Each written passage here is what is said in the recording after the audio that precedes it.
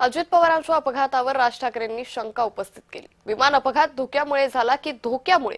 FIR नोंद न केल्यानंही संशयाची सुई असल्याचं मनसे अध्यक्ष राज ठाकरे यांनी म्हटलेलं आहे।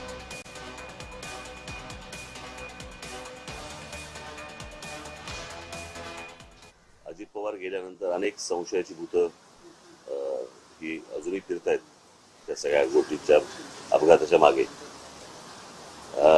मध्यंतरी मी कोणाशी तरी बोललो होतो की अपघात धोक्याने झाला का धोक्याने झाला हे अजूनपर्यंत महाराष्ट्राला समजत नाहीये। मला त्या सगळ्या त्यांच्या बोलण्यातनं मला फक्त एकच गोष्ट जाणवली आणि ती म्हणजे त्यांनी 3 ठिकाणी एफआयआर करण्याचा प्रयत्न केला आणि 3 ठिकाणी एफआयआर करण्याचा प्रयत्न केल्यानंतर 3ही ठिकाणी सरकारकडनं एफआयआर घेतली गेली नाहीत। म्हणजे त्या पोलीस स्टेशनला सांगितलं गेलं की त्या एफआयआर घ्यायची नाहीत।